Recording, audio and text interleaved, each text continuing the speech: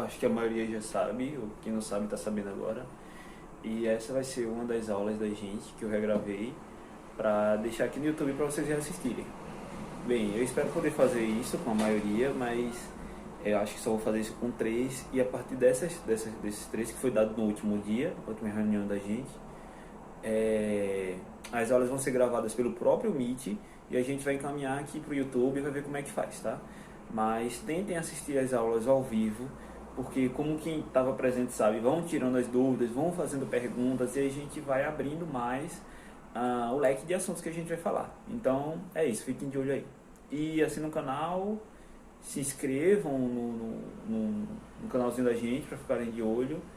Sigam a gente no Instagram e no meu Instagram pessoal também, que é legal. Que lá, no pessoal não, quer dizer, no profissional. Que lá eu vou estar postando alguns conteúdos, como vai ser citado aqui para vocês no vídeo.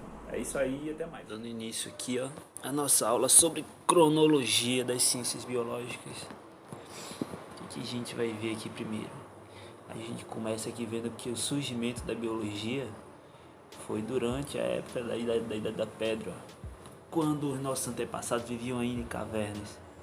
Por quê? Porque eles vasculhavam, olhavam tudo que tinha em torno dele e eles começaram a observar que em determinadas épocas do ano tinham frutos que surgiam em determinados lugares, ou que outros tipos de frutos de vegetação e tudo mais poderia surgir.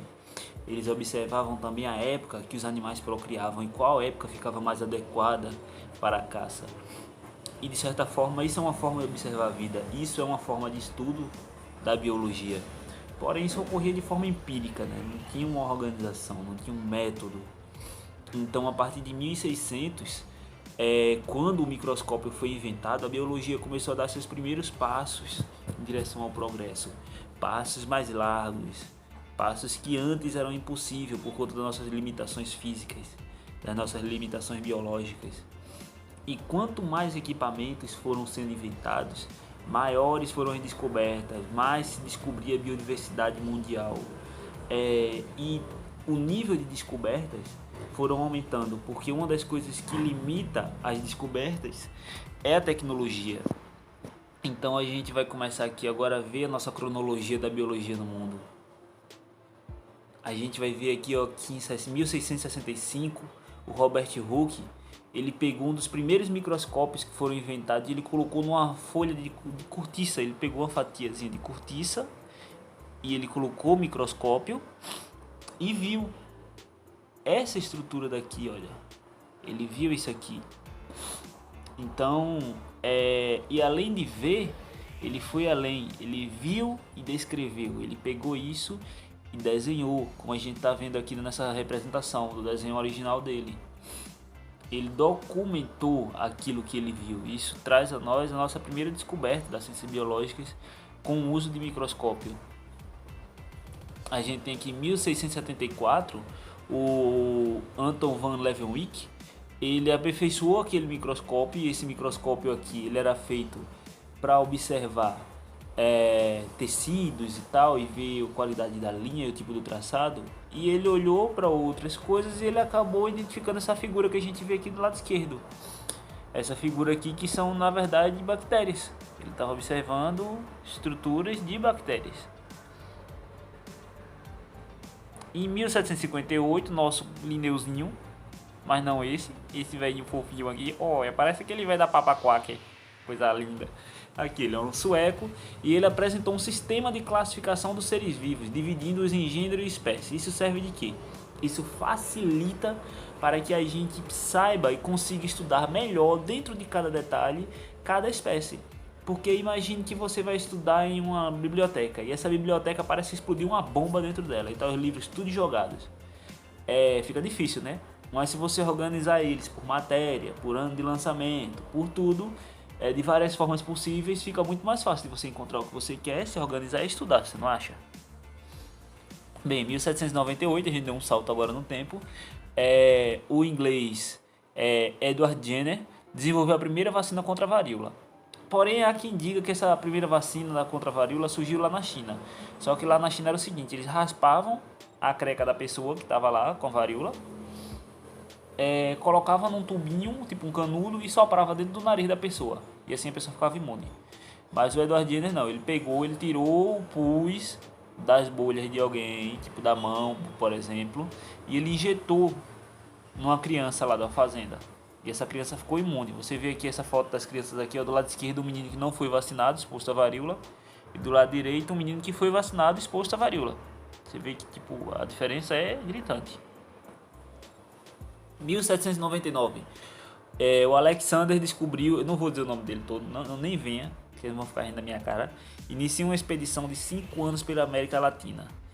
Na volta, ele publica a ideia de que o meio ambiente e os seres vivos estão intimamente ligados, porque ele percebeu que com a mudança da flora, a fauna também se modifica, porque a fauna precisa estar adaptada à flora e vice-versa.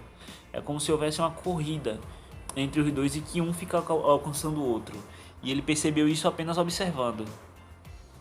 Em 1809 a gente tem aquele tio da girafinha, vocês lembram quem é, né?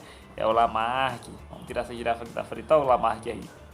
Era melhor ter deixado a girafa mesmo, né? Ela era mais bonitinha.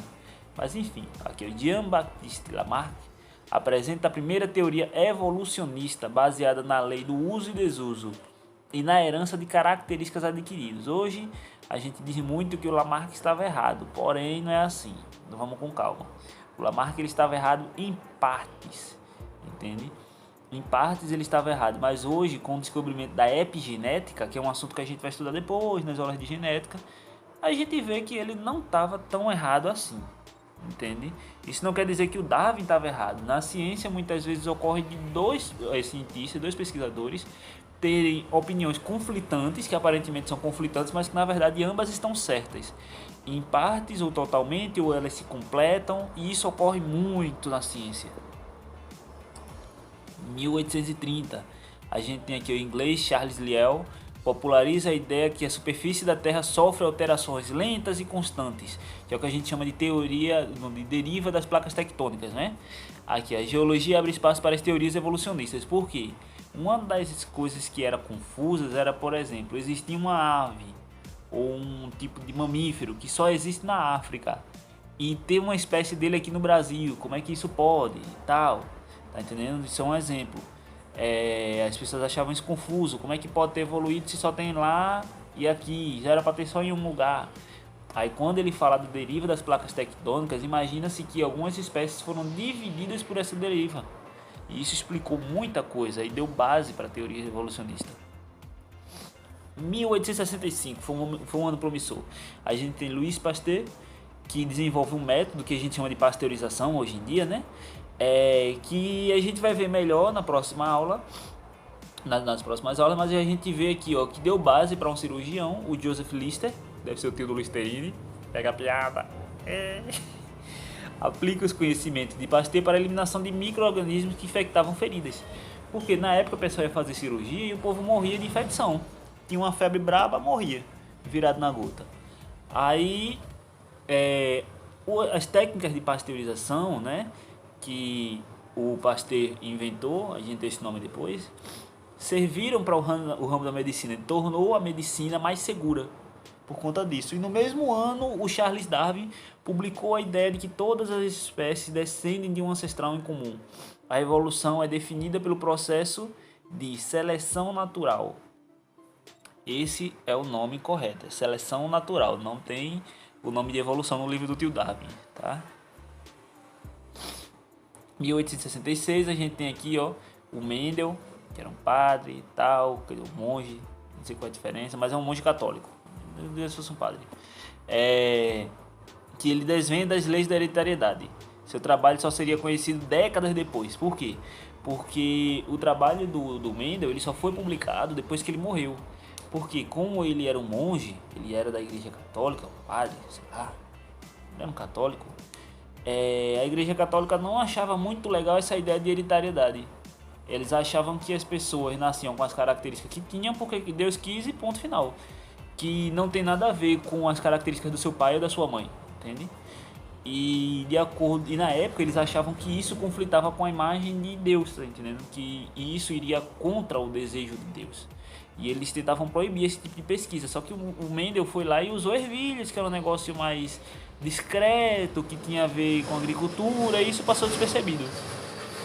A gente tem no mesmo ano o alemão Ernest Haeckel, que lança uma das primeiras obras que analisa a vida das comunidades vegetais e animais e a sua relação com o meio ambiente. Isso aí foi muito legal, porque deu o ramo da ecologia, por exemplo, uma nova categoria de estudos. Ele deu a oportunidade de serem descobertas novas coisas nessa interação animal e vegetal, que é muito importante. E a gente dá um salto aqui para 1909, veja só a distância de tempo. Aqui, ó, que Gregory Mendel chamou de fator hereditário, era assim que Mendel chamava o gene. Aqui, ó, o botânico Johansen, que eu não vou falar aqui o primeiro nome porque é muito esquisito, batiza de gene, a unidade responsável pela transmissão de caracteres a cada geração. A gente vai estudar isso melhor na aula de genética. 1928, o Alexander Fleming, e esse é um dos caras mais importantes da história da humanidade, porque ele descobriu a penicilina. Gente, nessa época, vocês não têm ideia do que é isso não. A galera morria de topada, você tava andando na rua, dava um tropeção, você tirava o tampão do dedo, pronto. Pegou a infecção ali no dedo, meu velho, já era a perna caindo podre, ia subindo, passava pelas costas, pronto, acabou o ser humano. Era a derrota. Aí ele percebeu acidentalmente, e a gente vai conversar sobre isso depois na aula de microbiologia, que o fungo penicillinum produz uma substância com propriedade de matar bactérias. Ele viu ali um halo quando ele olhou para aquela placa, mas quando a gente for estudar melhor sobre microbiologia, a gente vai ver isso bem a fundo. Aqui em 1953, o pessoal deu emprego a ratinho com a descoberta da estrutura química da molécula do DNA, o Francis Crick e James Watson. James Watson, que foi o cara que perdeu o prêmio Nobel por ser extremamente racista e tudo mais, houveram consequências, ele acabou perdendo o prêmio Nobel dele, teve que vender. E a gente pode ver também que, na verdade, eles pegaram essas descobertas de pesquisadoras mulheres, entende? Na verdade, eles não descobriram isso aí sozinhos, eles levaram um crédito, mas não foram eles que descobriram essa estrutura assim. Vocês podem ver isso melhor lá na minha página de biologia, o @leocionando. Eu vou deixar o link aqui embaixo para vocês depois, o arroba do Instagram. 1960, James Steele e X. McCulloch, iniciam uma publicação de séries de trabalhos científicos que comprovam a existência das funções das células tronco, que elas podem ser criadas para gerar tecido. Isso é importantíssimo. Essa pesquisa na época foi freada pela Igreja Católica, se eu não me engano, porque envolvia aborto, de acordo com a visão católica. Então, essa pesquisa foi parada durante muito tempo e hoje em dia eu acredito que ela já tenha retomado. Mas essa pesquisa é importantíssima. A gente tem aqui 73, olha, eu vou deixar a piada pro final aqui, ó. Esses dois carinhas criaram o primeiro organismo transgênico, inserindo genes resistentes a antibióticos numa bactéria. Esse procedimento, o que ele faz? Ele gera bactéria. Que bosta. Ele gera bactérias resistentes a antibióticos, mas ele faz além. Ele trouxe a possibilidade de uma modificação genética, entende? De você ter o que a gente chama hoje em dia de engenharia genética. Ele trouxe novas ferramentas de estudo para a biologia e para a ciência, para a medicina em geral. Isso é maravilhoso, isso é incrível, cara. A gente tem aqui em 1996 o Dolinho, seu amiguinho. Não é esse Dolly, não é Dolly, é a ovelha que está ali atrás. Aqui o escocês Ian e o Moot, não sei se a pronúncia está certa, gente, desculpa. Criou o primeiro clone de um mamífero, a ovelha Dolly. Vocês podem ver mais detalhes sobre isso lá no meu Instagram também, o @leocionando.